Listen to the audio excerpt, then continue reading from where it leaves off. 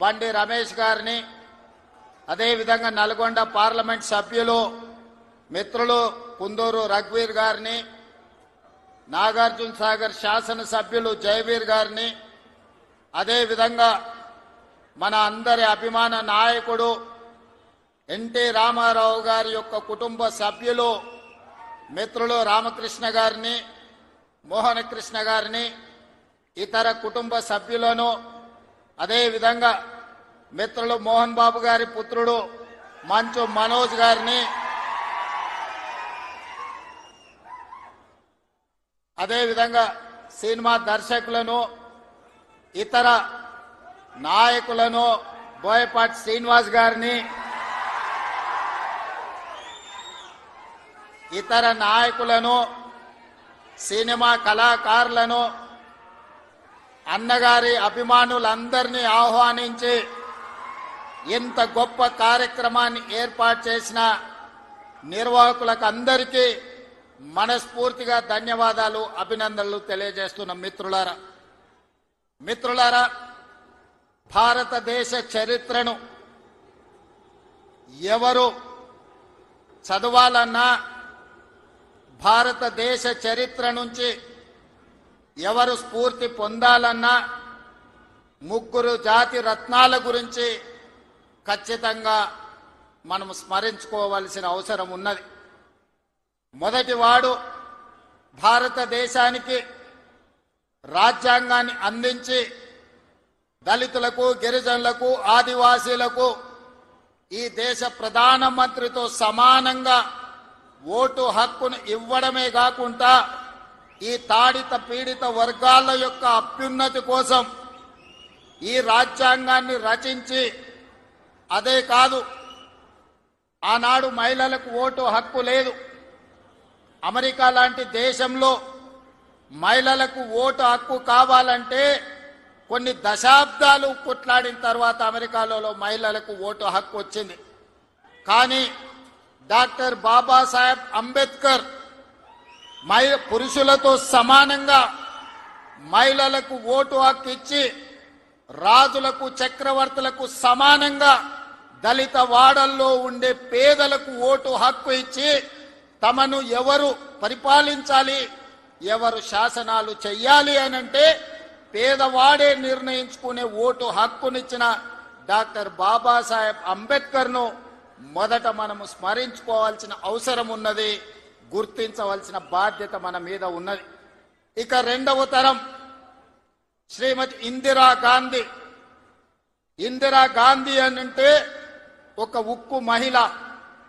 ఈ మహిళా స్ఫూర్తి ప్రపంచ దేశాల ముందు ఈ దేశాన్ని తలెత్తుకొని నిలబెట్టే విధంగా ఒకనాడు రాచరికాలు, రాజభరణాలు, జమీందారులు, జాగీర్దారులు, భూస్వాముల చేతుల్లో లక్షలాది కోట్లాది ఎకరాల భూములు ఉన్నప్పుడు అధికారం వాళ్ళ చేతుల్లోనే ఆయుధమై పేదలను హింసిస్తున్నప్పుడు ఈ దేశ ప్రధానమంత్రిగా బాధ్యత చేపట్టిన శ్రీమతి ఇందిరాగాంధీ గారు రాజభరణాలను రద్దు చేయడమే కాదు, భూస్వాముల దగ్గర, జమీందారుల దగ్గర ఉన్న కోట్లాది ఎకరాల భూములను ఆనాడు ఈ ప్రాంతంలో నిరంకుశ నిజాం సర్కార్కు వ్యతిరేకంగా సాయుధ రైతాంగ పోరాటం చేసి భూమి కోసం, భుక్తి కోసం, విముక్తి కోసం యుద్ధమే చేసిన పేదల కోసం భూ సంస్కరణలు తీసుకొచ్చి భూమి రాజుల దగ్గర ఉన్న,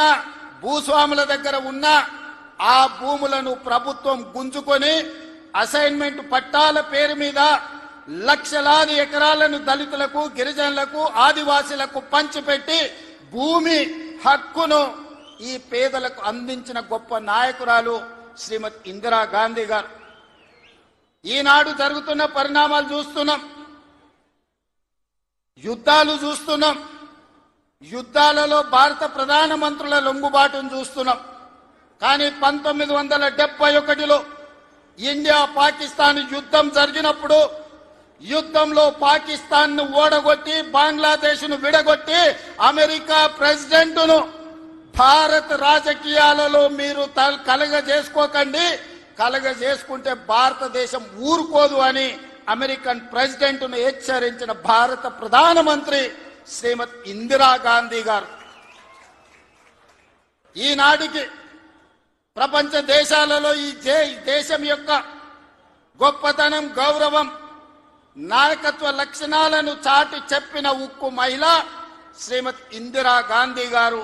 వారిని స్మరించుకోవాల్సిన అవసరం ఈ దేశంలో రాజకీయాలలో ఉండే ప్రతి ఒక్కరికి, ఈ యువతరానికి అవసరం ఉన్నది. ఇక మూడో తరం, ఆ తరం గురించి నేను చెప్పాల్సిన అవసరం లేదు. మూడు పదాలు, ఎన్టీఆర్.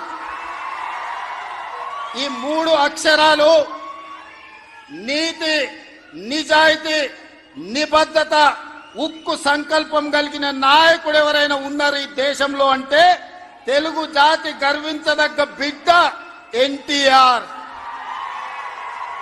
డాక్టర్ బాబాసాహెబ్ అంబేద్కర్, శ్రీమతి ఇందిరాగాంధీ, అన్న ఎన్టీఆర్ ఈ భారతదేశ జాతి రత్నాలు.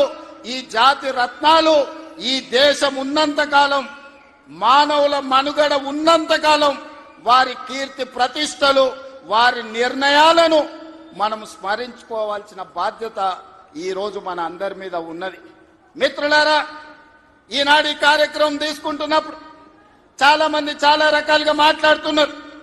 కాంగ్రెస్ పార్టీ ముఖ్యమంత్రి, పిసిసి అధ్యక్షుడు ఎన్టీఆర్ గారి విగ్రహాన్ని ఏ విధంగా ఆవిష్కరిస్తారు, లేదా ఎన్టీఆర్ గారిది ఆంధ్రప్రదేశ్ హైదరాబాదు నగరం నడిబొడ్డున ఎన్టీఆర్ విగ్రహాన్ని పెడతారా అని కొంతమంది మాట్లాడుతున్నారు. ఈ రోజు నేను స్పష్టంగా ఒక మాట చెప్పదలుచుకున్నా. కులాలకు, మతాలకు, ప్రాంతాలకు, భాషలకు అతీతంగా ఈ దేశం గర్వించదగ్గ నాయకుడు ఎన్టీఆర్. ఆ ఎన్టీఆర్ స్ఫూర్తి హైదరాబాదు నగరం నడిబొడ్డున వారి స్ఫూర్తితో పరిపాలన అందిస్తున్న మా ప్రభుత్వం అమీర్పేట్ చౌరస్తాలో, మైత్రి వనంలో, ఈ దారిలో వెళ్లే ప్రతి వాడికి ఒక స్ఫూర్తిని నింపడానికే ఈ రోజు వారి విగ్రహాన్ని ఇక్కడ మేము ఆవిష్కరించుకున్నాం. ఇది విగ్రహం కాదు, ఇది ఒక స్ఫూర్తి, ఇది ఒక గొప్ప అనుభూతి. ఒక ముఖ్యమంత్రిగా ఎన్టీఆర్ విగ్రహాన్ని ఆవిష్కరించడం అంటే నాకు జీవిత కాలం గుర్తుండిపోయే ఒక మధుర సంఘటన. ఎవరు ఏమనుకున్నా, ఎవరు ఎలాంటి విమర్శలు చేసినా నేను జడవదలుచుకోలేదు. నేను చెప్పదలుచుకున్నా, ఆనాడు శ్రీమతి ఇందిరాగాంధీ గారు ఈ తెలంగాణ ప్రాంతం నుంచి ఒక పివి నరసింహారావు గారిని, ఒక మర్రి చెన్నారెడ్డి గారిని, ఒక పి శివశంకర్ గారిని, ఒక వెంకటస్వామి లాంటి నాయకులను అందిస్తే ఈ తెలంగాణ ప్రాంతానికి అన్న ఎన్టీ రామారావు గారు ఓ మండవ, ఓ తుమ్మల నాయకత్వాన్ని తెలంగాణకు అందించిండు. ఓ మాధవరెడ్డి, ఓ జానారెడ్డి నాయకత్వాన్ని అందించిండు. ఓ దేవేందర్ గౌడ్ నాయకత్వాన్ని అందించిండు. ఓ కడియం సిఆరి, ఒక మోత్కుపల్లి నరసింహుల లాంటి నాయకులను ఈ తెలంగాణకు అందించిండు. అంతెందుకయ్యా, ఈనాడు ఉపన్యాసాలు ఇస్తున్న బీఆర్ఎస్ నాయకుడు కల్వకుంట్ల చంద్రశేఖర్ రావుకి రాజకీయ భిక్ష పెట్టింది ఎవరు? అన్న లేకుంటేనే మీరు నాయకులు అయ్యిండ్రా? అన్న నీడను బతికిన మీరు అన్నగారి గురించి తక్కువ చేసి మాట్లాడు మీకు మంచిదా? వారే కాదు, వారి పేరు పెట్టుకున్న వాళ్ళు కూడా ఈరోజు నాయకులుగా చలామణి అవుతున్నారు. ఆయన ప్రోత్సాహం ఇచ్చి, ఆయన భుజము తట్టి, ఆయన ఒక అవకాశం ఇచ్చిన ఓ తుమ్మల, ఓ మండల, ఓ మండవ, ఓ జానా, ఓ మాధవరెడ్డి, ఓ దేవేందర్ గౌడ్, ఓ కడియం సిఆరి, ఓ మోత్కుపల్లి నరసింహులే కాదు, తెలంగాణలో నాయకత్వాన్ని వహిస్తున్న కల్వకుంట్ల చంద్రశేఖరరావును కూడా ఎన్టీ రామారావు గారికి గుర్తించే రాజకీయ అవకాశాలు కల్పించిన సంగతి ఎవరు మరవద్దు. ఇది చరిత్ర. ఇంకొంతమంది ఆయన పేరు మీదనే చలామణి అవుతున్నారు. కొంతమంది నకిలీలు ఎప్పుడు ఉంటారు. వాళ్ళ ఆలోచనలు ఎట్లుంటాయో కూడా మనం చూస్తున్నాం. అందుకే ఇవాళ మిత్రులారా, ఆనాడు ఈనాడు మేము అందిస్తున్న ఇందిరమ్మ ఇల్లు కావచ్చు, ఆనాడు ఎన్టీఆర్ గారు మొదలుపెట్టిన పక్కా ఇళ్ల పథకమే ఈనాడు ఇందిరమ్మ ఇళ్ల పథకం అని నేను ఈరోజు గర్వంగా చెప్పదలుచుకున్నా. ఈనాడు 3,24,00,000 మంది సన్న బియ్యం ప్రతి పేదవాడు దళిత వాడల్లో అన్నం తింటున్నాడంటే, సంటి పిల్లలకు బుక్కెడు పువ్వు తినిపిస్తున్నారంటే ఆ స్ఫూర్తి వెనకాల అన్న 2 రూపాయల కిలో బియ్యం పథకం ఉన్నదని నేను ఈరోజు చెప్పదలుచుకున్నా.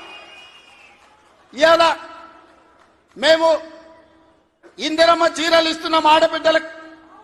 పండుగ పూట నాడు పెట్టే మేము చీర సారెగా భావించి ఈనాడు పాలపిట్టల లెక్క ఈరోజు మా ఆడబిడ్డలు చీర కట్టుకుంటున్నారు.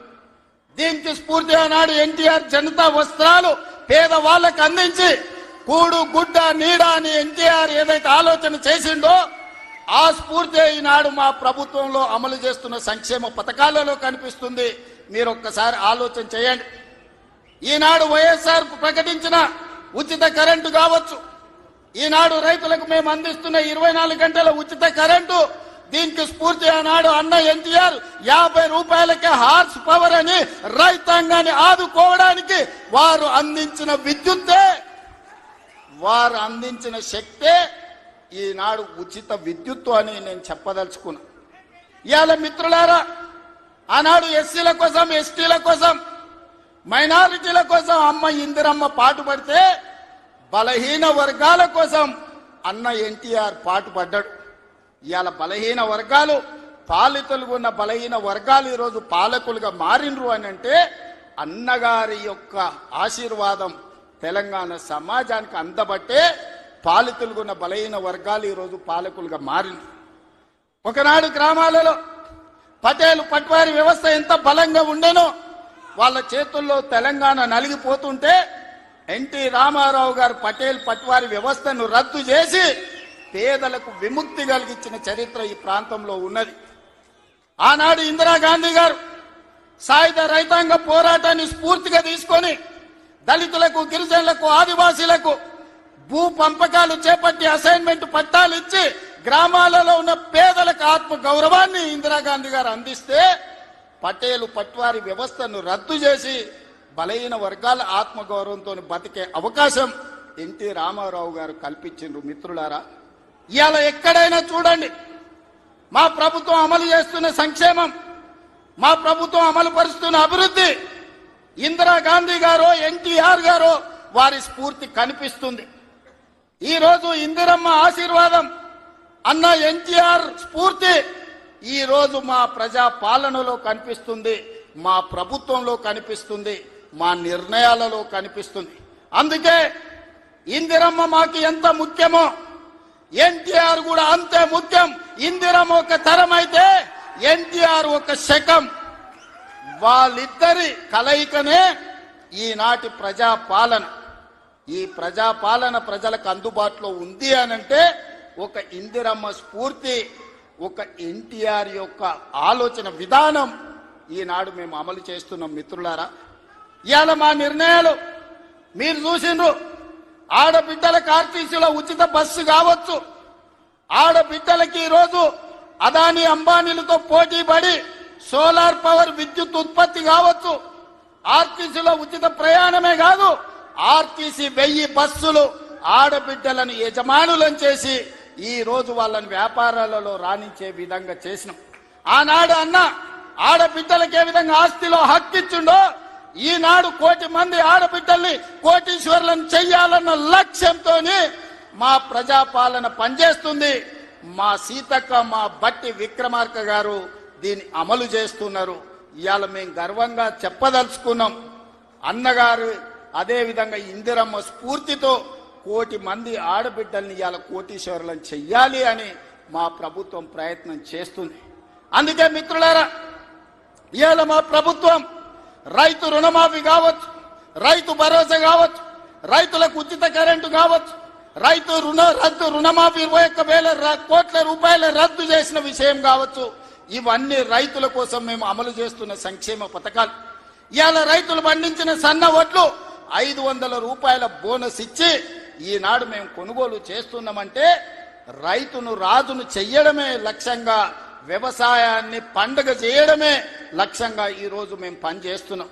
ఇవాళ మహిళలందరికీ అవకాశం ఇవ్వాలి అని స్థానిక సంస్థల్లో ఆనాడు మహిళలకు రిజర్వేషన్లు ఉండాలని రాజీవ్ గాంధీ గారు నిర్ణయం తీసుకుంటే ఆ నిర్ణయాన్ని అమలు చేసిన గొప్ప నాయకుడు ఎన్టీఆర్ ఈ రోజు స్థానిక సంస్థల్లో ఆడబిడ్డలకు 50% అవకాశాలు ఆనాడు రాజీవ్ గాంధీ నిర్ణయం తీసుకుంటే ఎన్టీఆర్ అమలు చేస్తే ఈ రోజు ఆడబిడ్డలకు స్థానిక సంస్థల్లో ఈ రోజు రిజర్వేషన్లు వచ్చినాయి. ఆ స్ఫూర్తితో ఈనాడు శాసనసభలో లోక్సభలో మహిళలకు రిజర్వేషన్లు ఉండాలి, 33% ఇవ్వాలి అని ఈ వేదిక మీద ఉన్న మేమందరం కట్టుబడి ఉన్నాం. రాబోయే ఎన్నికలు 33% రిజర్వేషన్లు ఈ రోజు మహిళలకు ఇచ్చే విధంగా మేము ముందుకు వెళ్తామని నేను తెలియజేస్తున్నాను. మిత్రులారా, ఆనాడు యువకులు 25-26 ఏళ్ల యూనివర్సిటీలో చదువుకున్న పిల్లలకు, మారుమూల ప్రాంతాలలో ఉన్న పేదలకు ఏ విధంగా అయితే ఎన్టీఆర్ గారు టికెట్లు ఇచ్చి గెలిపించిండో ఈనాడు మా ప్రభుత్వంలో కూడా ఒక మందుల సామెల్, ఒక ఎడమ బొచ్చు లాంటి వాళ్ళు అత్యంత నిరుపేదలు, ఇందిరమ్మ ఇండ్లలో ఉండే పేదలు రూపాయి లేకపోయినా టికెట్లు ఇచ్చి ఇవాళ ఎమ్మెల్యేలను చేసినాం. ఒక యువమిత్రుడు క్రీడాకారుడు బాలయ్య గారి బ్యాచ్మెట్ నిజాం కాలేజీలో క్రీడాకారుణ్ణి ఇవాళ మంత్రిని చేసిన మహమ్మద్ అజారుద్దీన్ గారిని ఈ రోజు వాకిటి శ్రీహరి కావచ్చు, యువమిత్రుడు పొన్నం ప్రభాకర్ విద్యార్థి రాజకీయాల నుంచి వచ్చిన మిత్రుడు ఈ రోజు మంత్రివర్గంలో సహచరుడు. అంటే ఇవన్నీ కూడా యువత కోసం ఈ రోజు రాష్ట్రంలో మొదటి సంవత్సరంలోనే 67,000 ప్రభుత్వ ఉద్యోగ నియామకాలు చేపట్టి ఈ రోజు యువకులకు ఉద్యోగ ఉపాధి అవకాశాలు కల్పించినాం. మహిళలకు 60,000 కోట్ల రూపాయల బ్యాంకు లింకేజ్ అప్పులు ఇప్పించినాం. ఈ రోజు మహిళలు వ్యాపారం చేసుకుంటూ యువకులు ఉద్యోగాలకు పోటీ పడుతుండ్రు. రైతులు వ్యవసాయంలో లాభసాటిగా ఈ రోజు ముందుకు సాగుతున్నారు. ఇవన్నీ మీ ఆశీర్వాదంతో మీరండగా నిలబడి ఆనాడు 2023 డిసెంబర్ 7 నాడు ప్రజాపాలనను మీ ఆశీర్వాదంతో అధికారం చేపట్టి ఉప ఎన్నికలు జరిగితే కంటోన్మెంట్ అయినా జూబ్లీ హిల్స్ అయినా మీరందరూ అండగా నిలబడి గెలిపించబట్టే ఈనాడు ప్రజాపాలన ముందుకు సాగుతుంది. భవిష్యత్తులో మీరు ఇదే విధంగా అండగా ఉండాలి. ఈ సందర్భంగా చివరగా ఒక్క మాట చెప్పదలుచుకున్నా. 94 నుంచి 2004 వరకు 10 సంవత్సరాలు తెలుగుదేశం పార్టీ అధికారంలో ఉంది.